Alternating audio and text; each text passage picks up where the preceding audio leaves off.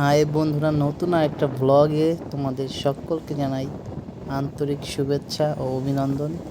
তো বন্ধুরা, আজ যাচ্ছি আমরা ঢাকা রেলে করে।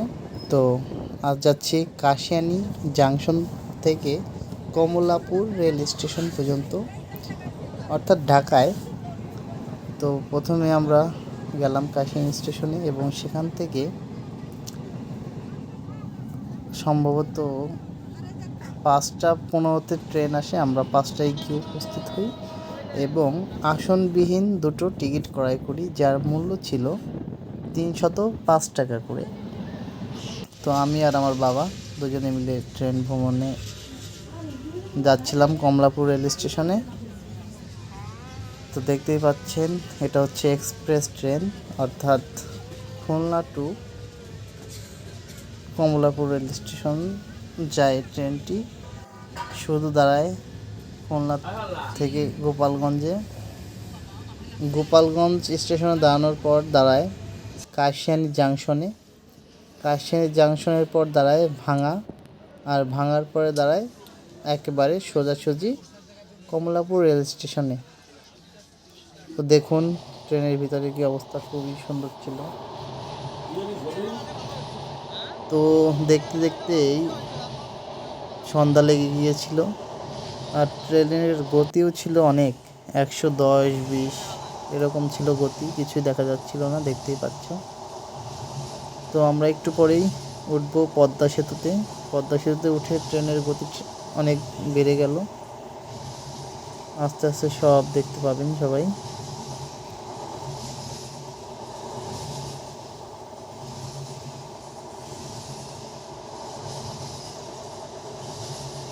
তো আবহাওয়াটা ছিল মিষ্টি একটা আবহাওয়া, শীতের দিন। এই তো সন্ধ্যা লেগে গেছে, এখন এই অন্ধকার নেমে আসবে চারিদিকে। তো আমরা দেখতেই পদ্মা সেতুতে উঠছি, দেখতে থাকুন পুরো ব্লগটি, অনেক মজা হবে। পাশেই ছিল আমার বন্ধু, রেলে আমার এক পরিচিত বন্ধুর সাথে দেখা হয়ে গেছিলো, সুজনের সাথে। তো আমরা অনেক মজা করতে করতে যাচ্ছিলাম, অনেক এনজয় করছিলাম ট্রেন ভ্রমণটা। দেখুন কত সুন্দর দেখা যাচ্ছে। তো এখন আমরা পদ্মা সেতুতে উঠব, আর পদ্মা সেতু উঠতে উঠতে ট্রেনের গতিটা অনেক বেড়ে গিয়েছিল, সম্ভবত 130-35 বেগে চলছিল ট্রেনটা মনে হচ্ছিল। দেখতেই পাচ্ছেন সবাই, চারিদিকে রাস্তা ডিভাইডেড হয়ে যাচ্ছে। তো আমরা নিচ দিয়ে চলে যাচ্ছি। তো দেখুন, আমরা ইতিমধ্যেই সেতুতে প্রবেশ করেছি, পিলারগুলো দেখা যাচ্ছে সেতুর, আর নদী দেখতে পাচ্ছেন নিচে। কিন্তু সেই নদীটা আগের মতো নেই আর, পদ্মা নদী। এখন পদ্মা সেতুর নিচ দিয়ে বালি বালি হয়ে গেছে, কিছুটা চর জেগে যাচ্ছে আর কি। তো দেখতে দেখতে ভয়ও লাগছিল হালকা, প্রথমবার যেহেতু অনেক শব্দ হচ্ছিল, রেলটা শব্দ করছিল, কিন্তু কোনো ভাইব্রেশন ছিল না ট্রেনে, একদম নীরব পরিপাটি, খুব সুন্দর একটা পরিবেশ ছিল ট্রেনের ভিতরে। পুরো ভিডিওটা দেখুন, শেষে অনেক মজা আছে। সামনেই হচ্ছে ভাঙা পার হয়ে গেছিলাম রেল স্টেশন, সামনে হচ্ছে আপনার কমলাপুর রেল স্টেশন। সম্ভবত মাওয়া ট্রেন স্টেশনে ট্রেনটি দাঁড়ায়নি, যেহেতু এক্সপ্রেস ট্রেন ছিল, জাংশন ছাড়া দাঁড়াতো না ট্রেনটা।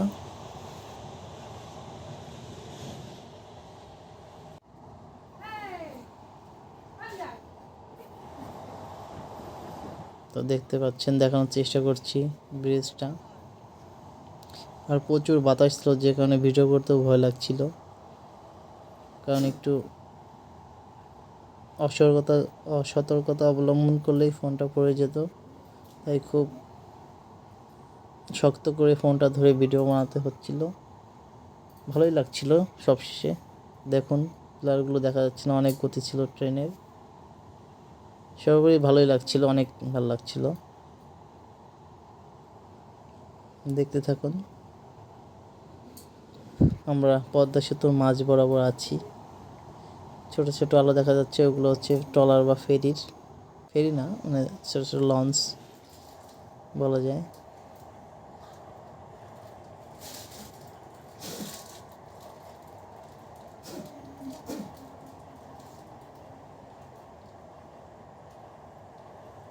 দেখতেই পাচ্ছেন কি দ্রুত গতিতে ট্রেনটি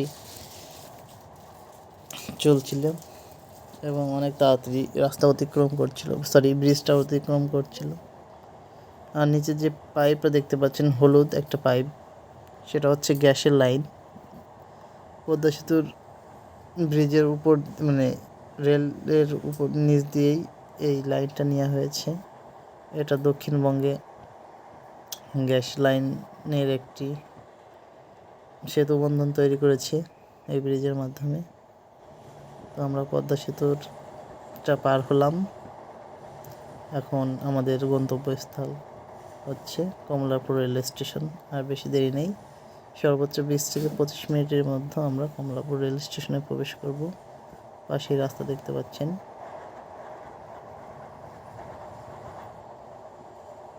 দেখতে থাকুন পুরো ব্লগটি বন্ধুরা, অনেক ভালো লাগবে আপনাদের।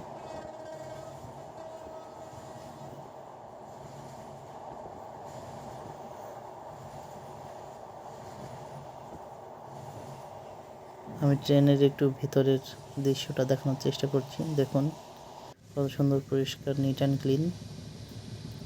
আর একটা স্টেশন দেখতে পাচ্ছেন বন্ধুরা, অনেক সুন্দর, কিন্তু এখানে দাঁড়ায় না, কারণ আমাদের ট্রেনটি হচ্ছে জাংশন ব্যতীত কোনো স্থান দাঁড়াবে না। যেসব স্থানে জাংশন আছে শুধুমাত্র ওই জায়গায় ট্রেনটি দাঁড়াবে।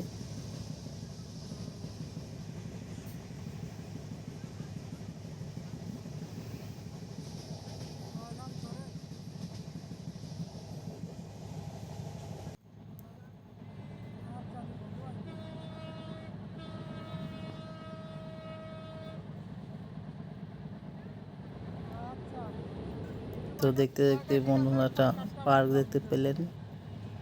সামনেই হচ্ছে কমলাপুর রেলওয়ে স্টেশন। আর বেশিক্ষণ নেই আমাদের গন্তব্যস্থানে পৌঁছাতে। আমরা ঢাকার ভিতরে প্রবেশ করে ফেলেছি বললেই চলে। দেখতেই পাচ্ছেন সবাই, সুন্দর একটা দৃশ্য দেখাচ্ছে। তো আর ব্লগটা বেশিক্ষণ বাড়াবো না, শেষের পথে চলে এসেছি আমরা। কিছুক্ষণের মধ্যেই আমরা ট্রেন থেকে নেমে যাব। ধন্যবাদ এত কষ্ট করে আমার পুরো ব্লগটা দেখার জন্য।